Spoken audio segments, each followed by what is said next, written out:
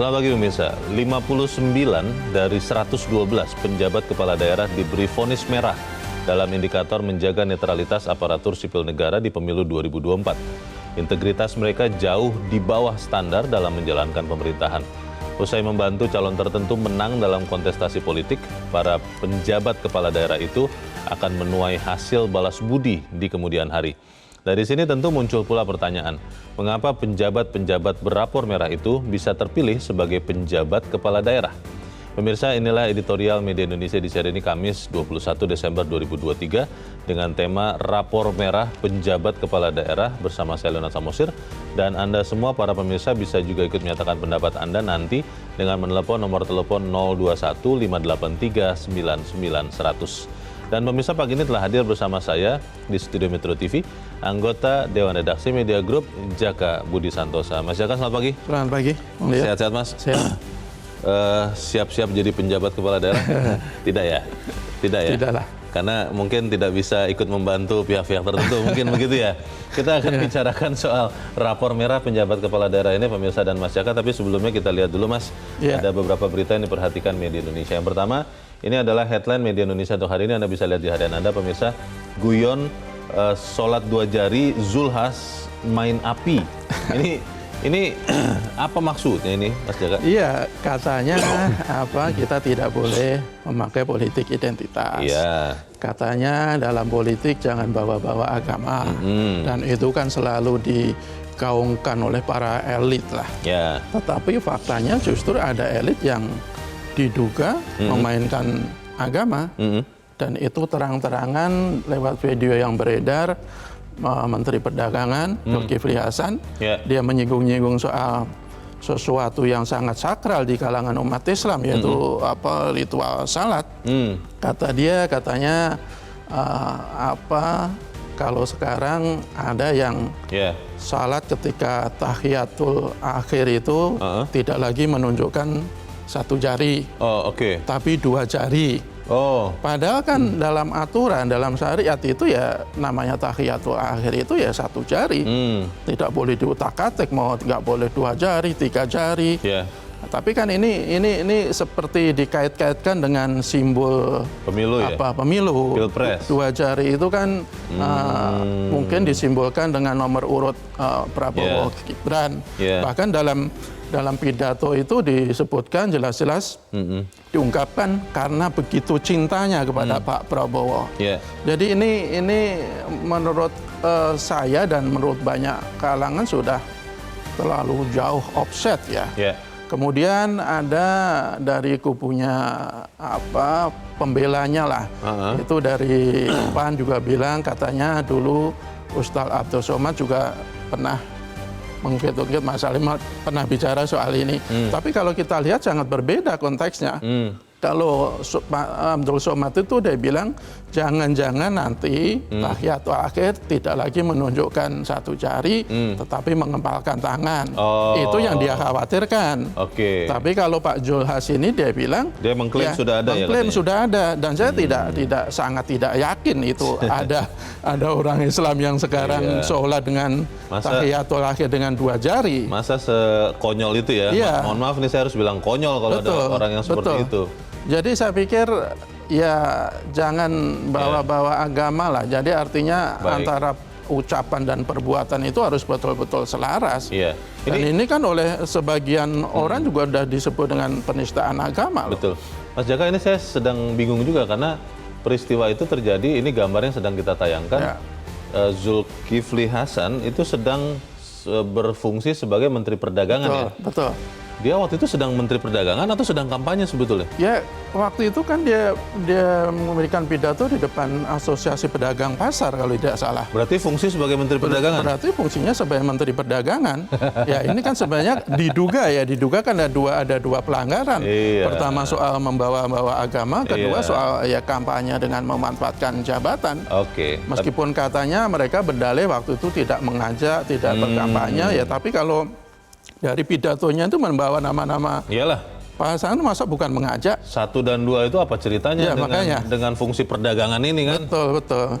Tolonglah, janganlah kemudian merasa bahwa masyarakat masih bisa maaf ya, dibodoh-bodohi begitu ya, Mas Jaka ya.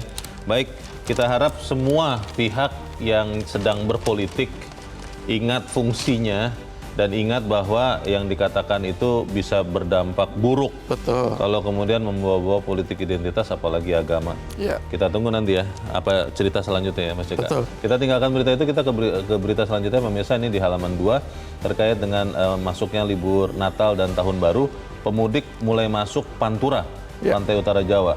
Ini kelihatannya akan ada pergerakan banyak orang juga atau bagaimana Mas Jaka? Ya, kalau pemerintah itu kan diperkirakan ada ya sekitar lebih dari 100 juta ya yang akan mudik akhir tahun dan liburan Natal. Bergerak ya? Bergerak dan suasananya kan juga ada suasana liburan kan. Iya, iya. Jadi beberapa koresponden kita melaporkan mudik itu udah mulai terasa di jalur Pantura, tidak hanya kendaraan pribadi, kendaraan roda 4 tapi juga kendaraan roda 2. Itu sudah mulai terlihat. Motor juga ya? Iya, okay. Sudah mulai terlihat dan diperkirakan puncaknya itu kan besok sama Sabtu.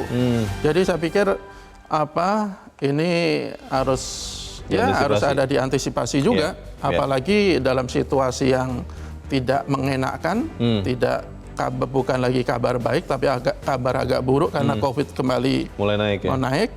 Jadi selain aman di jalan juga aman untuk menjaga kesehatan. Baik. Karena kita khawatir mereka malah akan menjadi menularkan COVID di daerah-daerah atau tertular di daerah nanti kembali menyebarkan COVID ketika kembali ke kota-kota besar. Jangan cerita lama yang buruk itu terulang lagi ya, Mas Jaka. Baik, kita himbau para pemudik atau yang akan menggunakan waktu liburan benar-benar jaga keselamatan. Betul. Baik di jalan maupun saat di kampung halaman dan saat kembali lagi.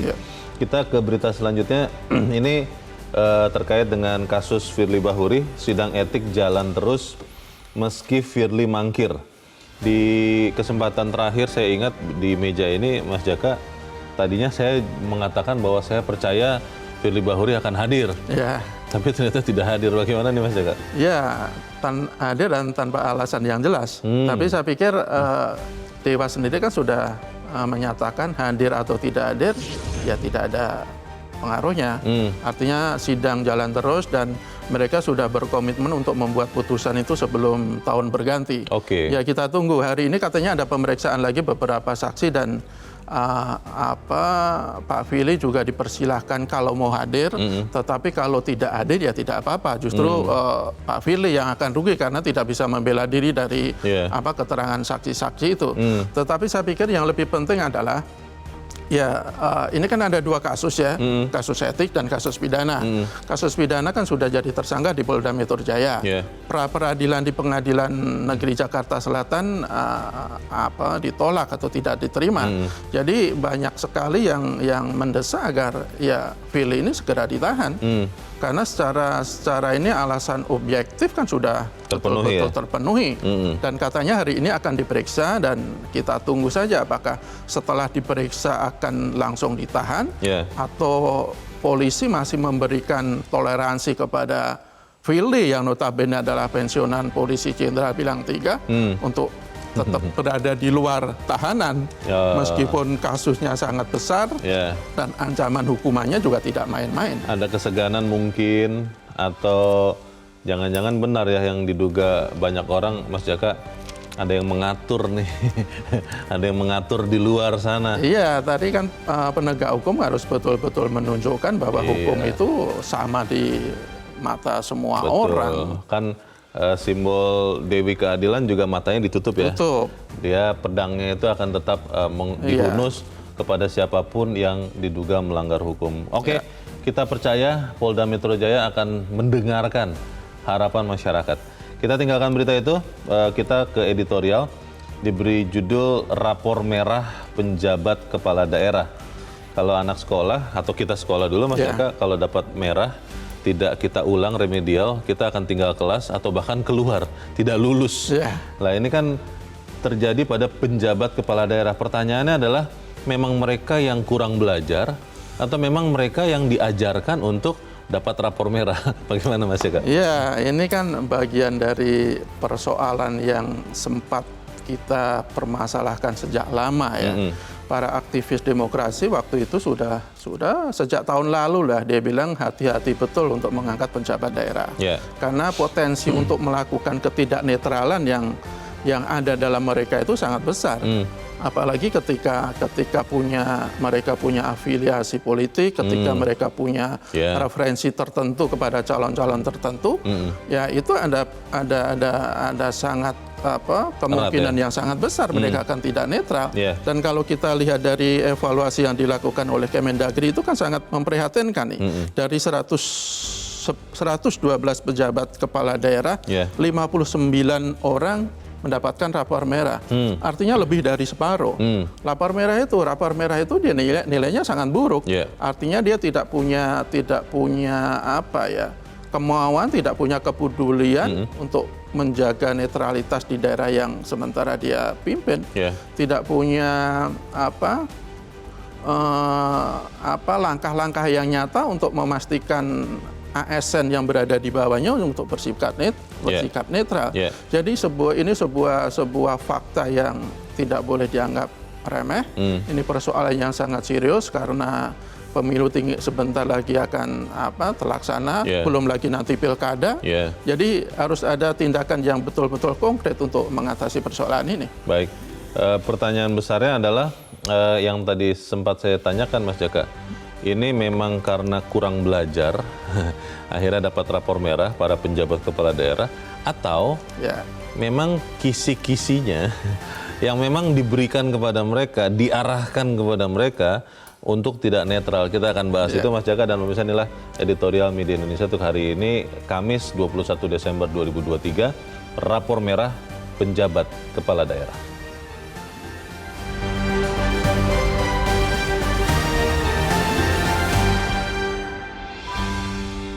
Rapor merah pejabat kepala daerah.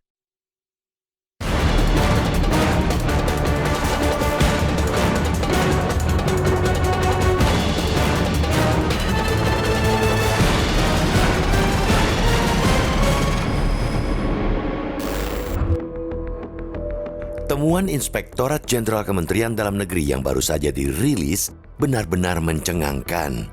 Bagaimana tidak, dari 112 penjabat kepala daerah yang dievaluasi dalam triwulan ini, 59 orang diberi vonis merah dalam indikator menjaga netralitas aparatur sipil negara atau ASN di pemilu 2024. Jumlah itu masih ditambah 5 penjabat kepala daerah yang meraih rapor kuning.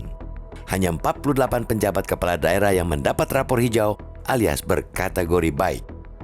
Dari evaluasi itu, separuh lebih penjabat kepala daerah divonis tidak netral, alias sudah berpihak kepada calon tertentu dalam pemilu 2024. Dari rapor itu pula, integritas mereka, baik sebagai penjabat kepala daerah maupun sebagai ASN, jelas jauh di bawah standar dalam menjalankan pemerintahan.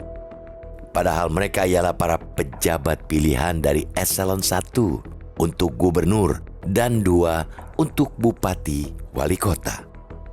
Rendahnya integritas para pejabat negara itu sungguh memprihatinkan. Apalagi saat ini dibutuhkan 271 penjabat kepala daerah hingga pelaksanaan pilkada serentak pada November 2024 mendatang. Cukup panjang masa jabatan penjabat kepala daerah kali ini, bahkan ada yang hampir 2 tahun. Alih-alih mengisi kekosongan pemerintahan hingga pelaksanaan pilkada serentak nanti, penjabat kepala daerah yang dapat rapor merah kuat diduga justru menggunakan instrumen pemerintahan untuk memenangkan calon tertentu baik di pemilu, pilpres, maupun pilkada. Tentu saja tidak ada makan siang gratis. Usai membantu calon tertentu menang dalam kontestasi politik, para penjabat kepala daerah itu akan menuai hasil balas budi di kemudian hari. Jika masih duduk di bangku sekolah, mudah ditebak tipikal anak-anak yang dapat rapor merah. Mereka biasanya anak bengal, sering membolos atau gagal dalam ujian. Namun jika di pemerintahan, entah apa tipikal para pejabat yang dapat rapor merah itu, mereka jelas bukan lagi anak-anak yang masih harus terus diberi bimbingan dan nasihat agar berkelakuan baik.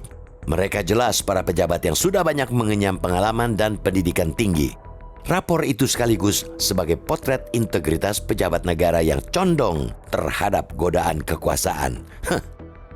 Sejak pengisian penjabat kepala daerah dimulai pada 2023, Presiden hingga Menteri Dalam Negeri telah mewanti-wanti agar para pejabat yang mengisi kursi itu harus mampu bersikap netral dalam pemilu dan Pilpres 2024. Sebagai seorang birokrat, haram hukumnya bagi penjabat kepala daerah berafiliasi dengan partai manapun atau calon siapapun. Dari sini tentu muncul pula pertanyaan. Mengapa pejabat-pejabat berrapor merah itu bisa terpilih sebagai penjabat kepala daerah? Apakah rekam jejak mereka selama ini terbilang baik sehingga dipandang layak memimpin pemerintahan sebuah daerah? Jauh-jauh hari, Komisi Aparatur Sipil Negara atau KASN telah mengingatkan pemerintah perlu lebih selektif dan memperhatikan berbagai kriteria dalam mengangkat penjabat kepala daerah. Di samping persyaratan administratif dan kompetensi yang harus dipenuhi, faktor rekam jejak yang bersangkutan dalam melaksanakan prinsip netralitas menjadi faktor yang perlu diperhatikan. Apalagi hingga Desember 2023, KASN telah menerima 219 aduan dugaan pelanggaran netralitas ASN selama masa kampanye pemilu 2024. Dari jumlah aduan itu, 50% diantaranya telah dilakukan pemeriksaan dan dinyatakan bersalah oleh KASN. Di masa kampanye, birokrasi memang menjadi area yang rawan terkooptasi politik. Salah satu faktor terjadinya pelanggaran netralitas ASN itu ialah adanya intervensi politik terhadap birokrasi dan ASN yang terjadi sebelum maupun setelah pemilu atau pilkada. Karena itu, Mendagri dituntut benar-benar selektif dalam mencari penjabat kepala daerah. Tidak sulit tentunya, karena berdasarkan data Kemendagri, ada 622 eselon 1 yang bisa jadi penjabat gubernur dan 4.626 eselon 2 yang bisa jadi penjabat bupati atau wali kota.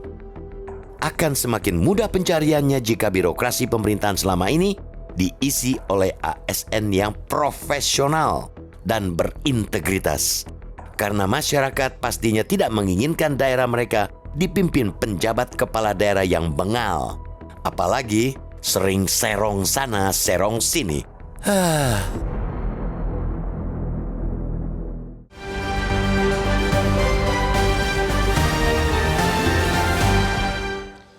Di bagian berikut Anda bisa ikut menyatakan pendapat Anda terkait dengan editorial pagi ini. Pemirsa, untuk saat ini tetaplah bersama kami.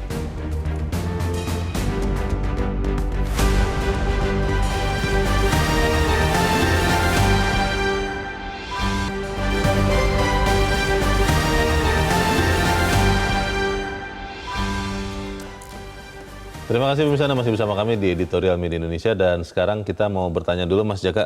Kita saat ini sudah tersambung lewat saluran telepon dengan mantan Direktur Jenderal Otonomi Daerah Kementerian Dalam Negeri, Profesor Jo Hermansyah Johan. Prof Jo, selamat pagi. Ya, pagi Bang Leo. Ya, apa kabar ya?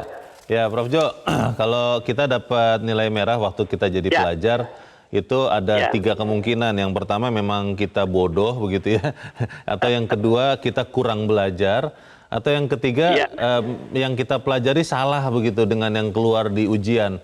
Kalau Anda lihat soal penjabat kepala daerah, itu lebih cenderung yang mana? Yang memang kurang kapasitas, atau yang memang dari awal punya niat buruk untuk tidak netral, atau yang memang jangan-jangan diarahkan untuk tidak netral? Yang mana Prof Jo? Itu saya lebih kuat sih karena faktor yang tadi, yang ketiga itulah. Jadi memang sebetulnya dia punya cukup kemampuan ya, tapi dia diarahkan sehingga dia nggak bisa memiliki dedikasi yang tinggi untuk kepentingan performanya mengurus kepentingan daerah. Jadi dia lebih mengurus kepentingan pejabat yang mengangkatnya. Jadi PJ, jadi presiden kah, atau Mendagri kah, begitu. Ya, tapi kalau alasannya itu yang terakhir ya, Prof Jo, bahwa dia memang diarahkan, kan menjadi aneh kalau kemudian Kementerian Dalam Negeri, Inspektorat Jenderal mengeluarkan rapor ini. Kan mestinya kalau memang diarahkan, ya tidak usah dikeluarkan rapor ini. Bagaimana, Prof? Tapi ada kewajiban, rapot harus dikeluarkan per 4 bulan, mereka dievaluasi kan. Jadi itu perintah regulasi di peraturan Mendagri supaya dievaluasi. Nah, evaluasi kan harus dimunculkan tuh. Nah, ketahuan tuh banyak yang kena rapot merah, yang tidak netral, yang ada kepemihakan kepada pasangan calon presiden tertentu, larang-larang perizinan untuk orang bisa melakukan kegiatan kampanye, izin nggak dikasih dan sebagainya kan. Nah, jadi itu tambah lagi misalnya dalam kegiatan pembangunan juga lebih memperhatikan apa yang diinginkan oleh pemerintah pusat dengan proyek strategis nasional ketimbang proyek pembangunan yang dikreasi oleh daerah. Itu rapor merah juga. Untuk membuat yang baru nih kan ada 271 ya Prof Jo ya pejabat kepala daerah yang dibutuhkan. Untuk membuat mereka tidak lagi dapat rapor merah, itu apa yang harus dilakukan Prof Jo? Lalu apa fungsi kita masyarakat? Ya, jadi kalau saya yang paling penting adalah mereka itu harus ikut aturan main. Yaitu misalnya mereka kan sebagai ASN harus netral, tidak boleh berpihak, profesional.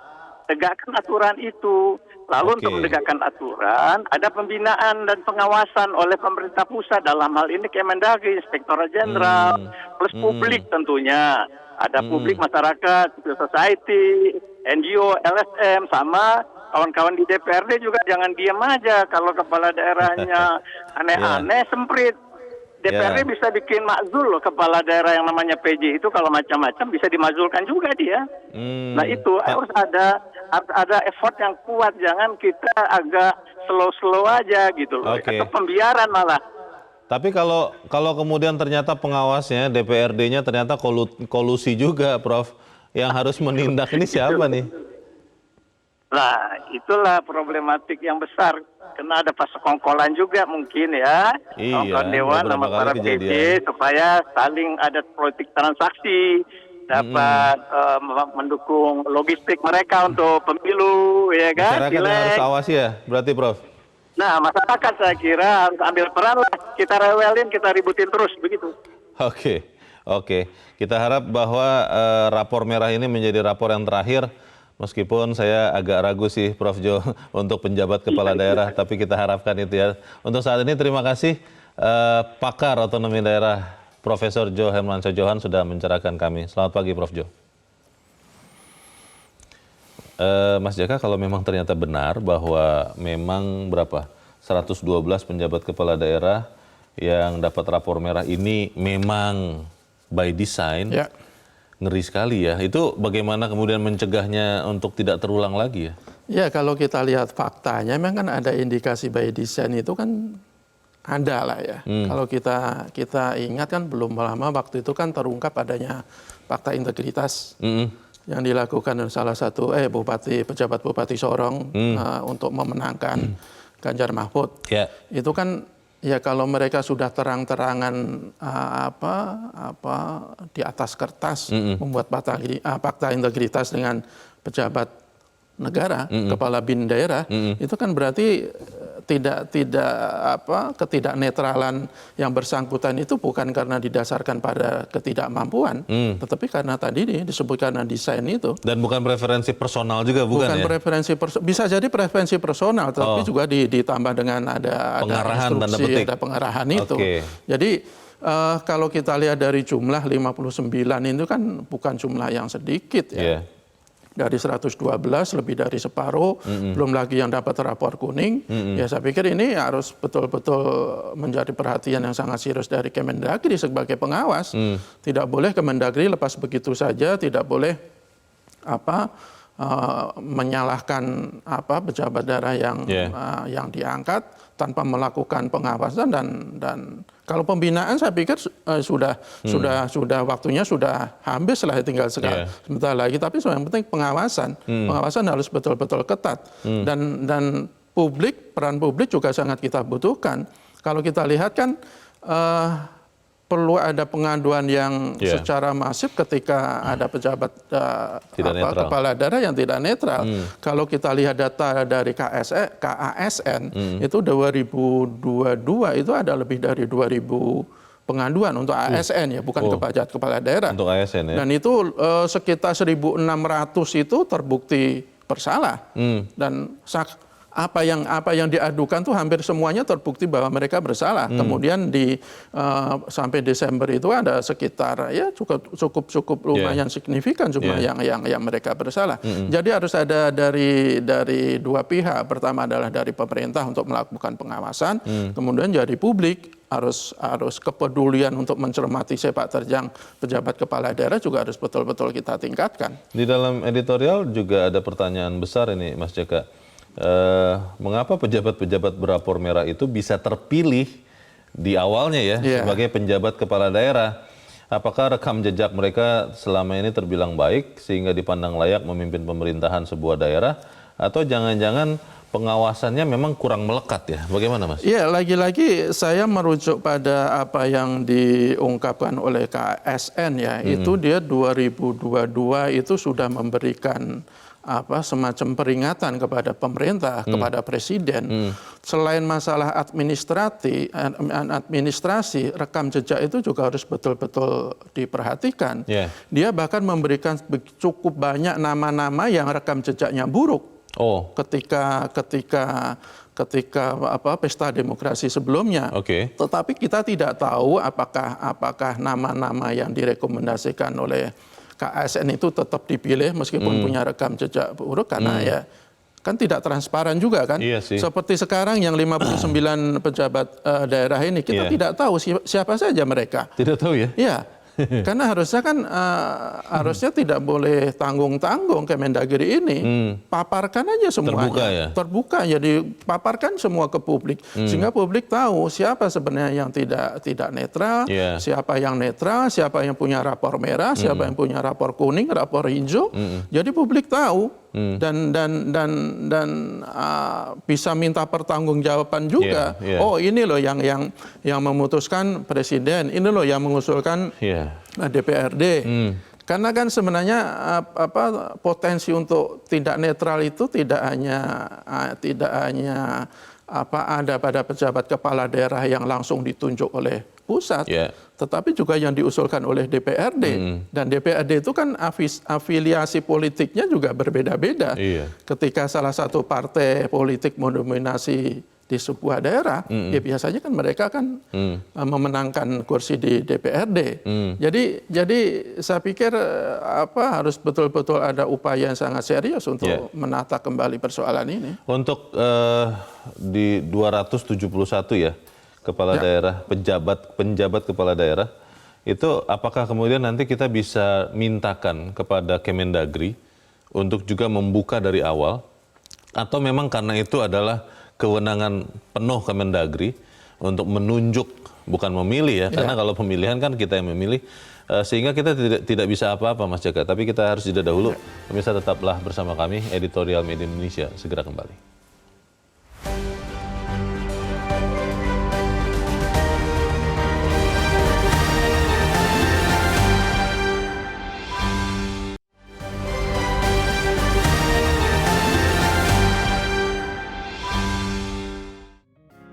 Media Indonesia mengajak Anda untuk mengakses fitur premium e-paper. Dengan sajian konten berbasis intelektual dan meneguhkan kebangsaan, Media Indonesia tampil dengan lebih dinamis melalui e-paper Media Indonesia yang dapat Anda akses kapan saja, di mana saja. Caranya mudah, download aplikasi Media Indonesia di Android atau ketik link e-paper.mediaindonesia.com atau bisa scan QR Code pada layar kaca Anda. Klik tab e-paper di bagian samping layar tablet Anda, daftarkan data diri, serta pilih paket berlangganan e-paper Media Indonesia sesuai dengan kebutuhan Anda. Nikmati juga bonus spesial tambahan 4 halaman rubrik fokus setiap hari. Semua bisa Anda dapatkan hanya di e-paper Media Indonesia. Untuk informasi lebih lanjut, hubungi customer service di nomor 0811 1201 2018 atau kunjungi media sosial @mediaindonesia. Media Indonesia, referensi bangsa. Terima kasih Anda masih bersama kami pemirsa, dan kita sekarang Mas Jaka mau mendengarkan juga pendapat dari pemirsa Metro TV. Saat ini kita sudah terhubung dengan pemirsa Metro TV di Cimahi, Jawa Barat. Ada Pak Aditya. Pak Aditya, selamat pagi. Selamat pagi. Pak Aditya. Halo. Ya. Halo Pak, selamat pagi. Silakan Selamat Pak pagi, Aditya. Bang Leo. Ya. Iya. Terima kasih Bang Leo, juga Metro TV. Ya. Dalam hal ini, ketika rapot merah seorang pejabat, ini jalan yang paling ini sebenarnya sudah di DO saja. Cuman masalahnya, untuk di DO, perangkat men-DO-nya bukan hal yang mudah, tapi perlu dipikirkan. Merah, DO, karena problem. Kemudian, mengapa sampai terjadi rapot merah? Nah ini yang perlu sama-sama kita perhatikan. Yang pertama adalah biaya pencalonan untuk menjadi pejabat daerah di tingkat bupati atau wali kota saja, ini bukan yang murah. Biayanya cukup tinggi. Andai saja diperlukan suara 1 juta untuk menang, katakanlah include Rp150.000 per suara, maka 1 juta kali Rp150.000, maka terjadi angka 150 miliar. Dari mana itu biayanya? Ini diambil biasanya juga dari sponsor, baik dalam perusahaan maupun juga sponsor dalam pengertian pribadi yang punya cita-cita untuk sekian tahun ke depan menjadi presiden misalkan. Kemudian yang kedua adalah kualifikasi kepala daerah ini katakanlah rendah untuk dikatakan banyak yang bodoh, banyak yang bodoh. Sehingga kebodohannya adalah ditutup dengan membuat tim bayangan yang mengelola daerah itu sendiri, dan ini perlu dibayar tentunya.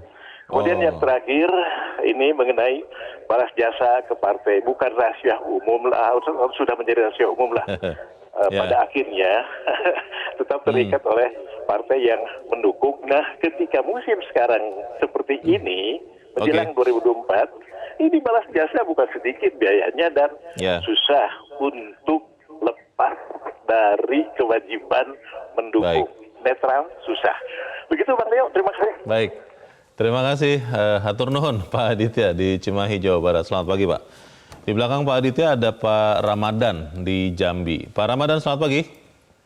Selamat pagi Pak Leo. Assalamualaikum warahmatullahi wabarakatuh, Metro. Waalaikumsalam warahmatullahi wabarakatuh. Bagaimana Pak Ramadan?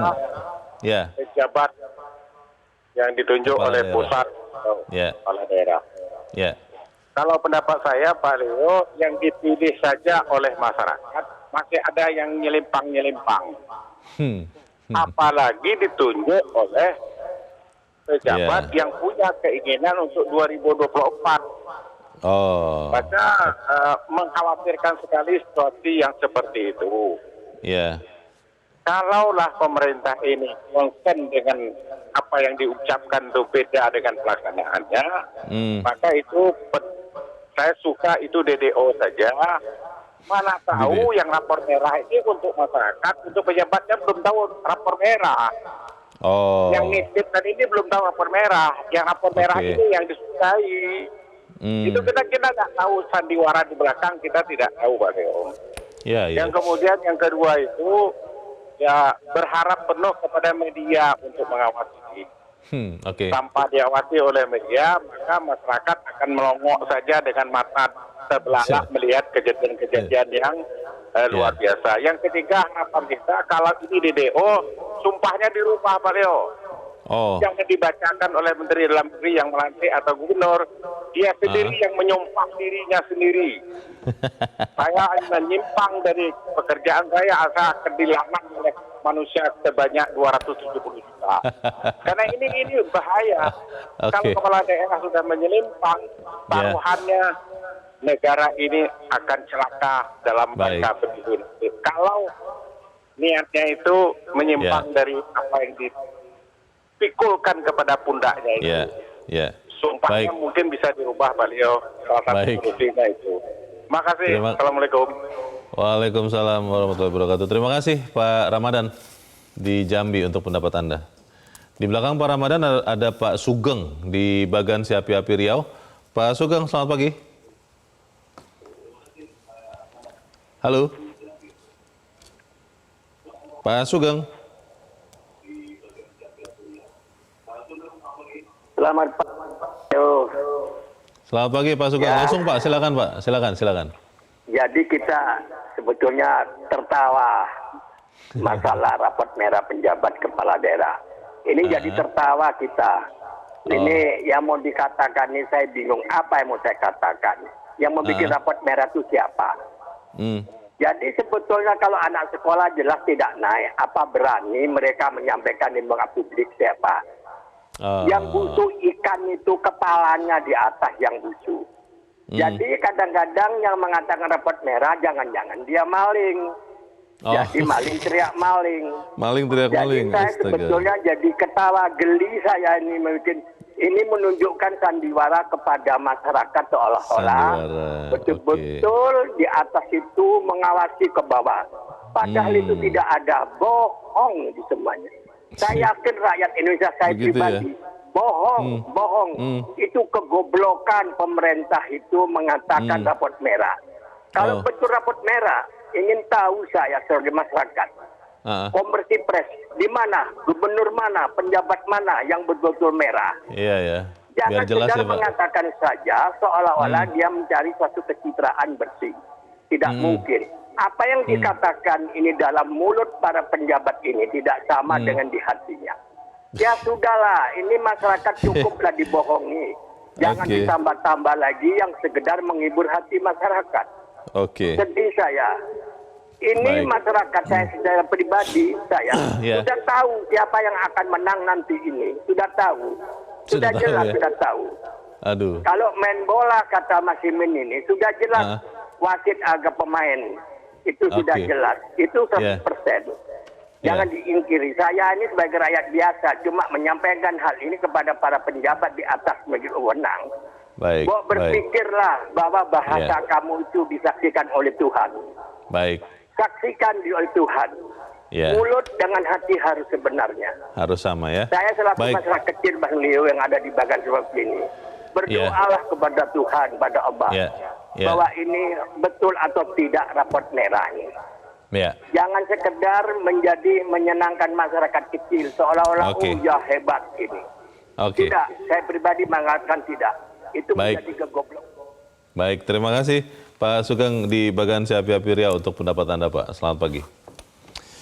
Ya jadinya begini Mas Jaka, kalau tidak jelas, tidak terbuka, tidak transparan kan akhirnya ada syakwa sangka ya. Pak Sugeng sampai bilang bohong itu rapor merah. Kok jadi seperti maling teriak maling? Bagaimana? Ya makanya tadi kan kita tekankan ya, Kemendagri itu harus betul-betul terbuka. Jangan hanya bilang ada 59 pejabat kepala daerah yang mendapatkan rapor merah, tapi publik menebak-nebak siapa dia. Kalau Mendagri kan baru menyebut katanya yang diganti itu kan Bupati Kampar ya, si Muhammad Firdaus. Tetapi satu orang itu baru satu orang. Itu yang lain? Cukup mungkin satu contoh aja. Ya itu kan jadi akhirnya kan publik jadi bertanya-tanya apakah ini hanya sekedar untuk meyakinkan kepada masyarakat bahwa Kemendagri itu bekerja. Pengawasan berjalan. Betul, apakah pengawasan berjalan, kemudian pemerintah betul-betul ingin netralitas itu ditegakkan, tetapi kalau semuanya masih tertutup, masih setengah-setengah ya, publik ya tidak salah kalau ada yang tidak percaya kepada pemerintah. Jadi saya pikir pertama harus transparan, kedua kalau namanya rapor merah, kalau sekolah itu kan berarti tidak lulus atau tidak naik kelas, ya harus segera diganti kalau udah rapor merah. Kalau rapor kuning mungkin masih bisa di remedial. Tapi kalau udah rapor merah, ya harus diganti lah.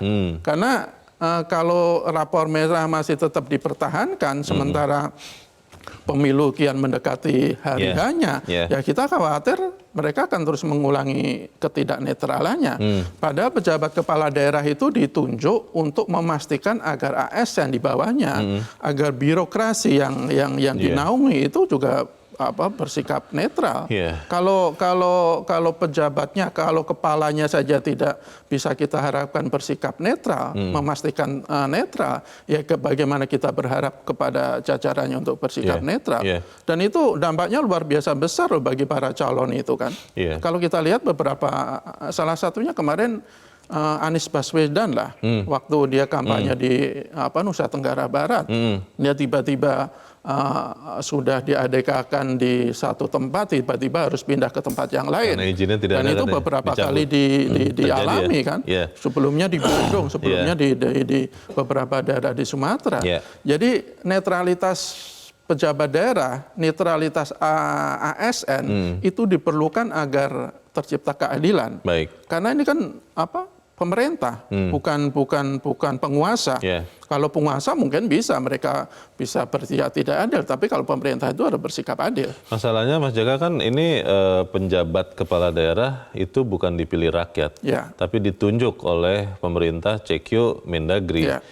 Nah, kalau kemudian otoritas penuh ada di tangan seorang menteri dalam negeri, termasuk calon-calonnya, kita masyarakat tidak tahu, tidak bisa apa-apa, ya sudah, kita kan pasrah saja. Tapi kita harus jeda dahulu, Mas Jaka, dan bisa tetap bersama kami.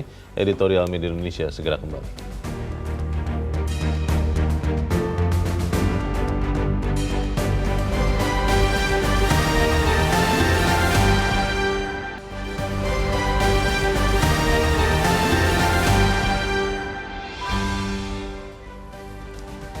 Terima kasih Anda masih bersama kami. Kita di bagian akhir diskusi kita pagi ini. Mas Jaka, bagaimana kita bisa memastikan bahwa Kemendagri yang akan memilih 271 orang penjabat kepala daerah benar-benar kemudian memperhatikan harapan kita masyarakat ini, Mas Jaka? Ya agak susah ya, Nah, karena itu kan wewenang penuh pemerintah, Nah, meskipun itu. juga ada usulan dari DPRD ya.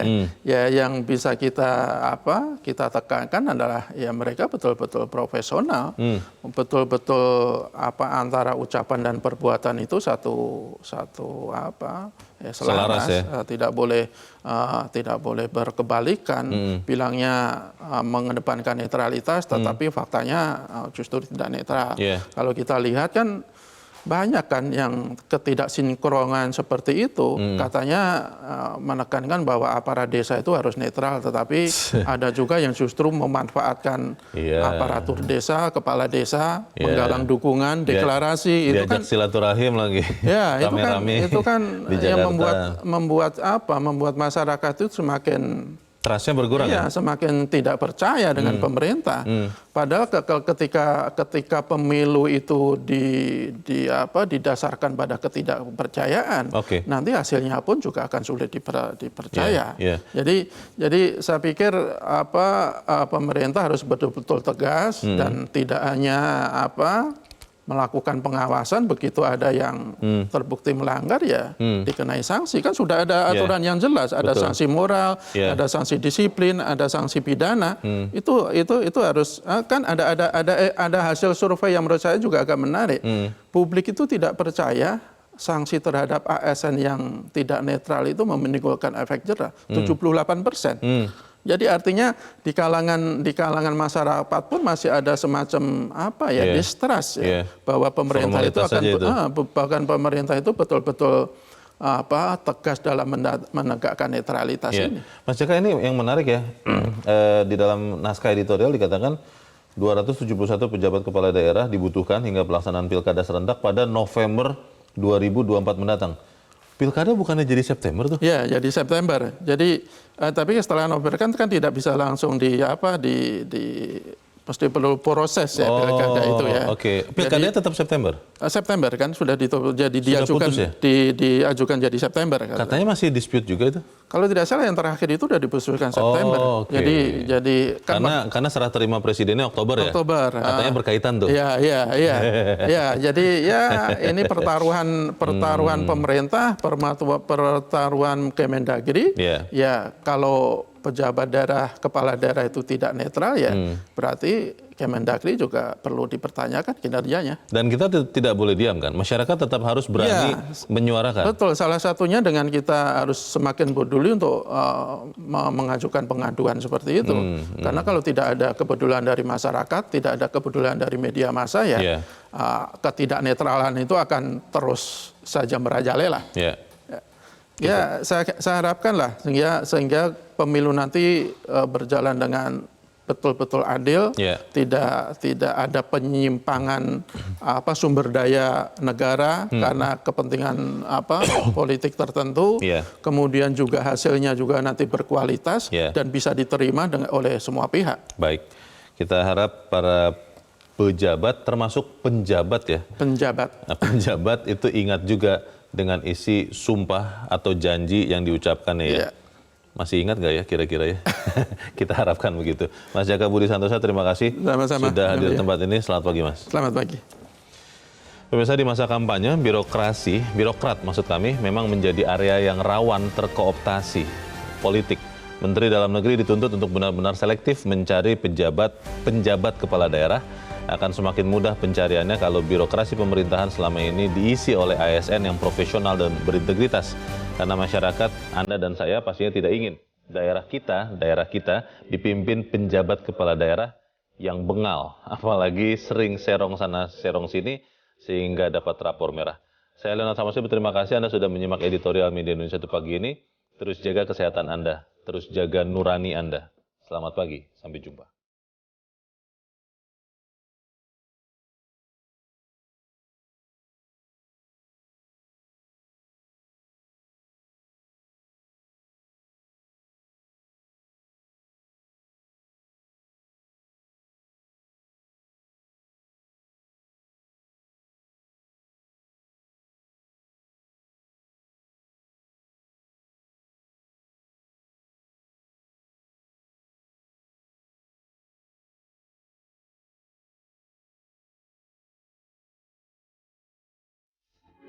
Metro TV. Bangun pagi dengan suasana hati baik, siap memenangi hari dan dengan semangat untuk menyapa Selamat Pagi Indonesia. Kami siap hari ini. Apapun tantangan yang datang saat kita menjalani hari, pasti membuat kita menjadi lebih baik. Dan hey, kita sudah punya segudang info baru yang... Jelajahi cara baru mendapatkan informasi. Download Metro TV Extend sekarang.